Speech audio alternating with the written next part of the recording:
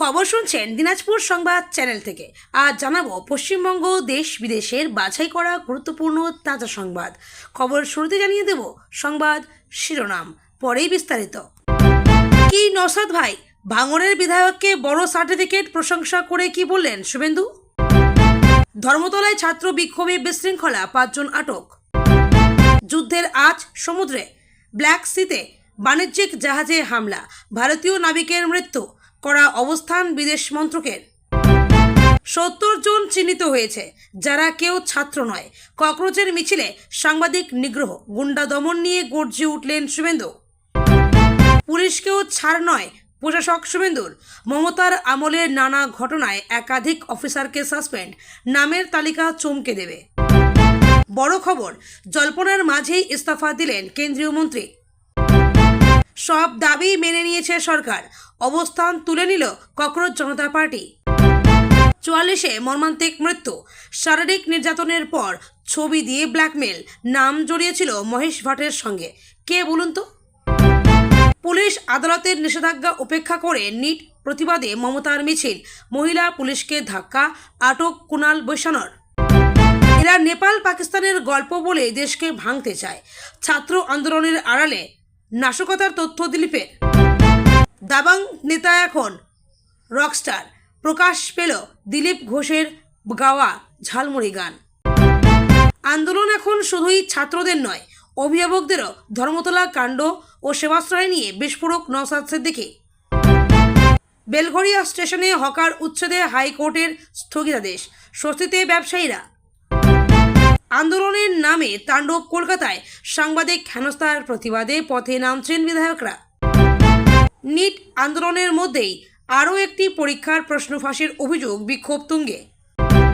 প্রধানমন্ত্রীর ছবিতে সিগারেট জ্বালানোর অভিযোগ, গ্রেপ্তার বারাসতের যুবক।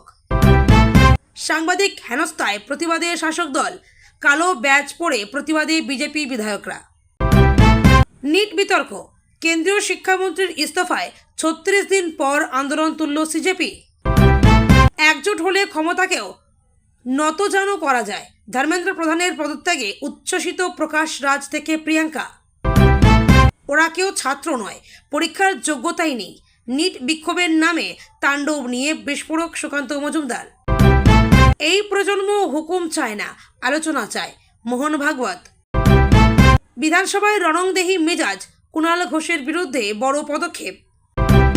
জন্ম মৃত্যুর শংসাপত্রে লাগাম টানল রাজ্য, দুর্নীতি রুখতে বড় পদক্ষেপ।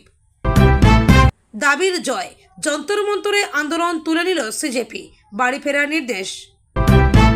অন্নপূর্ণা যোজনায় কাদের নাম থাকবে আর কারা বাদ, বিধায়কদের বড় নির্দেশ শুভেন্দুর।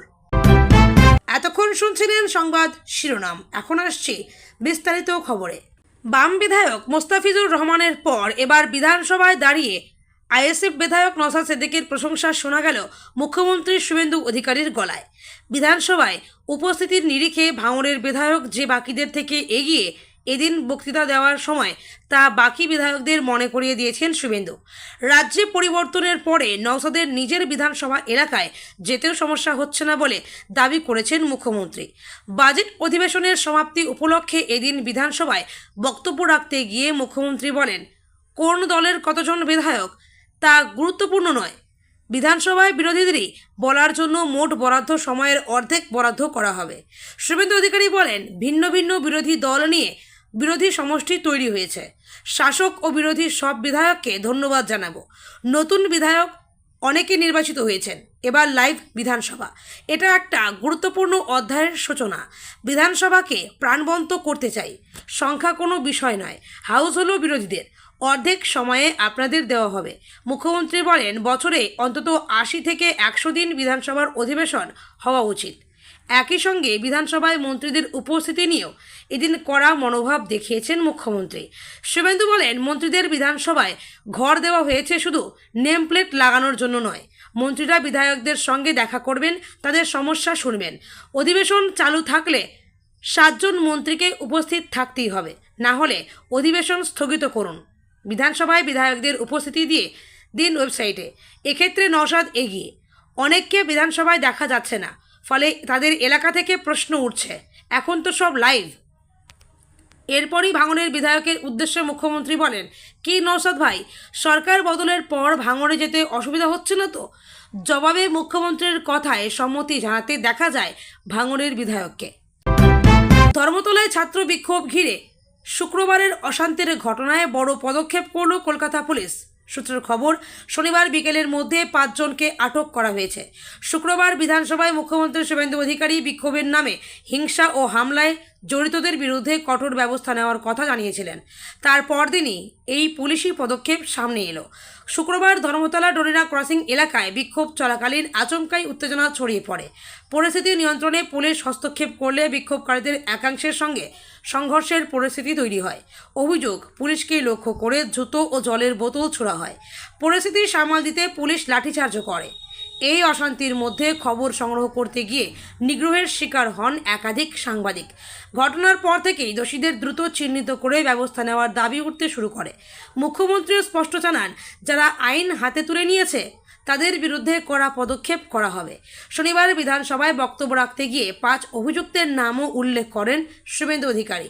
সূত্রের খবর, এরপর বিকেলের মধ্যেই 5 জনকে আটক করে পুলিশ। তবে বিধানসভায় যাদের নাম করা হয়েছিল আটক হওয়া ব্যক্তিরা তারাই কিনা সে নিয়ে কিছু জানা যায়নি। ব্ল্যাক সিতে একটি বাণিজ্যিক জাহাজে হামলার ঘটনায় এক ভারতীয় নাবিকের মৃত্যু হয়েছে।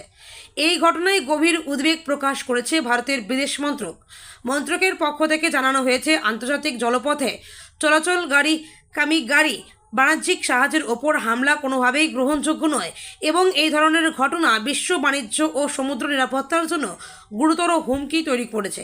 সরকারের সূত্র অনুযায়ী জাহাজটি ব্ল্যাক সি অঞ্চলে চলাচলের সময় হামলার মুখে পড়ে। হামলার এক ভারতীয় ক্রু সদস্য প্রাণ হারান। জাহাজে থাকা সত্ত্বেও আরও 2 ভারতীয় নাবিক নিরাপদ রয়েছেন বলে বিদেশ মন্ত্রক জানিয়েছে। নিহতের পরিবারের সঙ্গে যোগাযোগ রাখা হচ্ছে এবং সংশ্লিষ্ট দেশের প্রশাসনের সঙ্গে ভারতের দূতাবাস সমন্বয় করে প্রয়োজনীয় সহায়তা দিচ্ছে। বিদেশ মন্ত্রক এক বিবৃতিতে জানিয়েছে, যুদ্ধ বা সংঘাতপূর্ণ অঞ্চলেও আন্তর্জাতিক বাণিজ্যিক জাহাজের নিরাপত্তা নিশ্চিত করা আন্তর্জাতিক আইন ও নৌ পরিবহনের মৌলিক নীতির অংশ।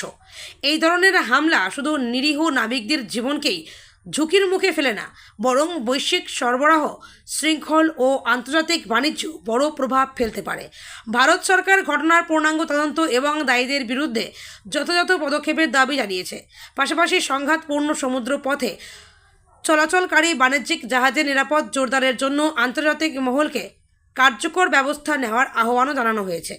উল্লেখ্য, সাম্প্রতিক সময়ে বিভিন্ন সংঘাতপূর্ণ সমুদ্র অঞ্চলে বাণিজ্যিক জাহাজে হামলার ঘটনা বেড়েছে। ফলে ভারতীয় নাবিকদের নিরাপত্তা নিয়ে উদ্বেগও বাড়ছে। এই প্রেক্ষাপটে ব্ল্যাক সির সাম্প্রতিক ঘটনাটি আন্তর্জাতিক সামুদ্রিক নিরাপত্তা নিয়ে নতুন করে প্রশ্ন তুলেছে। ককরোচ পার্টির জমায়েতে সাংবাদিকদের ওপর আক্রমণের ঘটনার নিন্দায় বিধানসভায় তীব্র প্রতিক্রিয়া জানালেন মুখ্যমন্ত্রী শুভেন্দু অধিকারী। তিনি বলেন, গতকাল কলকাতায় সাংবাদিক বন্ধুদের ওপর যে ধরনের আক্রমণ হয়েছে তা চরম নিন্দনীয়। আমি নিজেও এসএসকেএম হাসপাতালে যাই। ককরোচ ব্যানারে মিছিলের ডাক দেওয়া হয়েছে। সঙ্গে বামপন্থী ও অতি বামপন্থীরা ছিল। গণতান্ত্রিক দেশ, গণতান্ত্রিক অধিকার প্রয়োগ করতে পারে। আমরা পুলিশকে নজরদারি করতে বলেছিলাম, বল প্রয়োগ করতে বারণ করা ছিল যতক্ষণ না নিয়ন্ত্রণের বাইরে যায়। মুখ্যমন্ত্রী বলেন, বামপন্থী কিছু ছাত্র সংগঠন এই মিছিলে ছিল। কলেজে যাদের অস্তিত্ব নেই সেই এসএফআই, এআইএসএ সহ একাধিক সংগঠন ছিল। 9000 জমায়েত ছিল পুলিশের হিসেবে। ভোটে হারারা খিদিরপুর, রাজাবাজার, বেলগাছিয়া, আকরা, রাজারহাটা থেকে লোক সাপ্লাই করেছিল। পুলিশ সংযত ছিল। ডরিনা ক্রসিংয়ে বোতল ও জুতো মারে। পরে সাংবাদিকদের টার্গেট করে পুলিশ ওদের পাতা ফাঁদে পা দেয়নি। কলকাতা পুলিশকে ধন্যবাদ। ওরা চেয়েছিল লাঠিচার্জ, কাঁদানে গ্যাস। 6 জন সাংবাদিক বন্ধু সরকারি হাসপাতালে আছেন। ইতিমধ্যেই সাংবাদিক বন্ধুদের থেকে লিখিত অভিযোগ পেয়েছি। 7টা মামলা হয়েছে।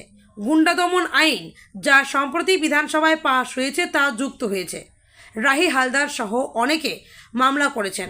গুন্ডা দমন আইন যুক্ত করা হয়েছে এই ঘটনায়। 70 জন চিহ্নিত হয়েছে, যারা কেউ ছাত্র নয়, যারা নিট আন্দোলনের অংশ নয়। শুভেন্দুর হুঁশিয়ারি, কোনো কুখ্যাত লোককে ছাড়ব না। আফরোজ, নাহিদ, তানভীর, রাহুল, জামালদের ছাড়ব না।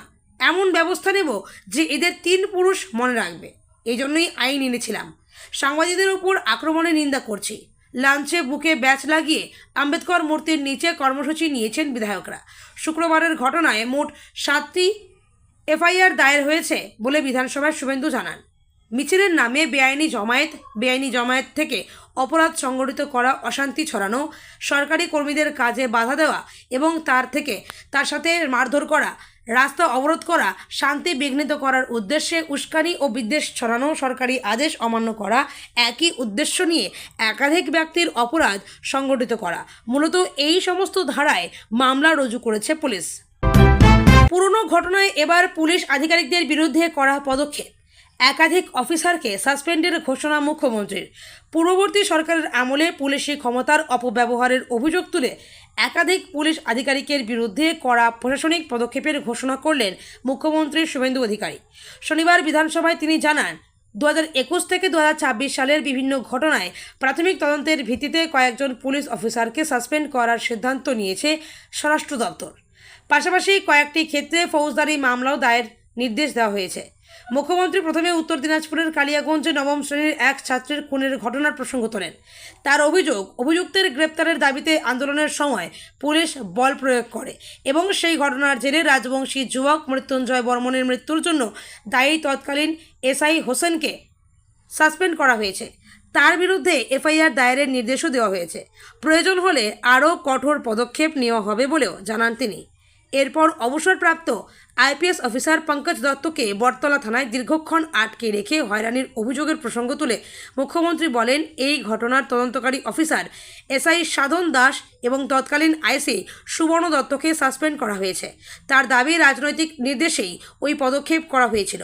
বিধানসভায় বক্তব্য রাখতে গিয়ে মুখ্যমন্ত্রী বলেন, পূর্ববর্তী সরকারের আমলে একাধিক ঘটনায় পুলিশকে রাজনৈতিক উদ্দেশ্যে ব্যবহার করা হয়েছে এবং প্রশাসনের নিরপেক্ষতা ক্ষুণ্ণ হয়েছে বলে অভিযোগ রয়েছে।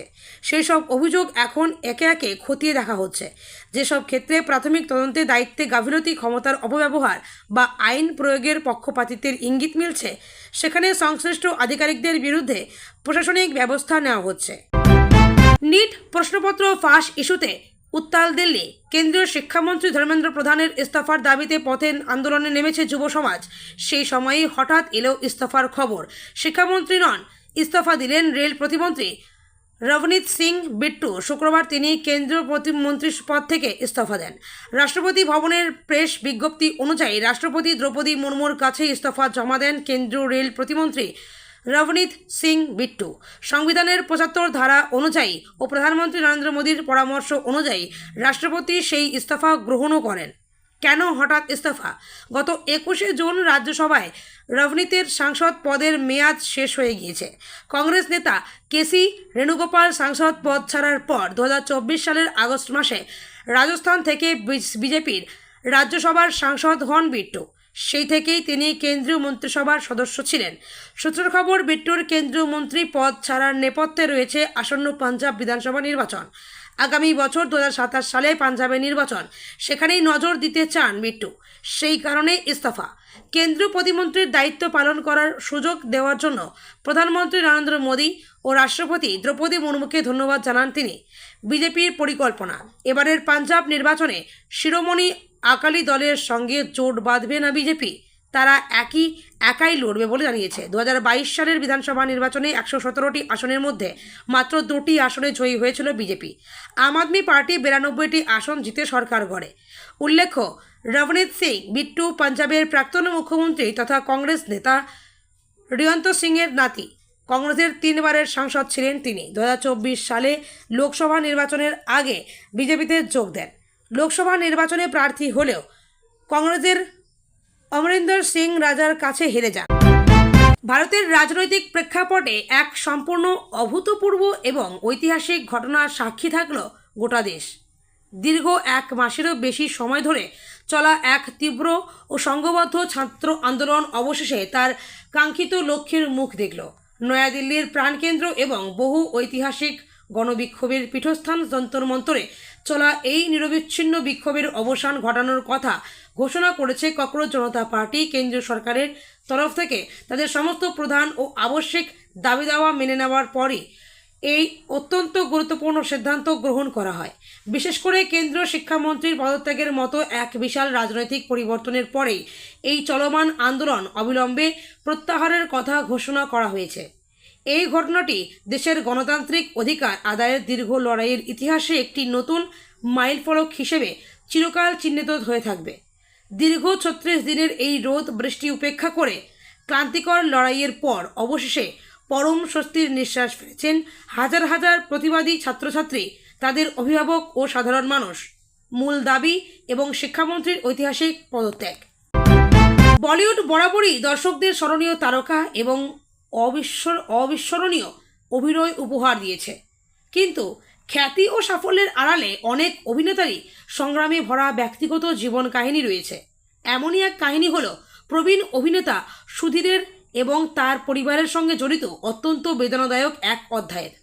1944 সালে ভগবান দাস মূলচাঁদ লথরিয়া জন্মগ্রহণ করেন সুধীর। 1970 এবং 1980-র দশকে হিন্দি সিনেমার জনপ্রিয় মুখ হয়ে ওঠেন। তিনি হরে রাম হরে কৃষ্ণ, দিওয়ার, খোতে সিক্কে, সত্যে পে সত্তা, মেরি জাং এবং বাদশাহ সহ বেশ কয়েকটি জনপ্রিয় চলচ্চিত্রে অভিনয় করেছিলেন। তিনি অমিতাভ বচ্চনের অনেক চলচ্চিত্র যেমন দিওয়ার, দোস্তানা, কালিয়া, শরাবি এবং সত্যে পে সত্তা তেও অভিনয় করেছেন। তরুণ দর্শকরা হয়তো তাকে বাদশাতে শাহরুখ খানের সহযোগী হিসেবে মনে রাখতে পারেন, তবে ক্যামেরার আড়ালে স্ত্রী শীলা রায়ের কারণে সুধীরের পরিবারকে এক কঠিন সময়ের সম্মুখীন হতে হয়েছিল। শীলা রায় ছিলেন একজন মডেল এবং উঠতি অভিনেত্রী, যিনি 1970 দশকের মুম্বাইয়ের বিনোদন জগতের অংশ ছিলেন। বছরের পর বছর ধরে চলচ্চিত্র নির্মাতা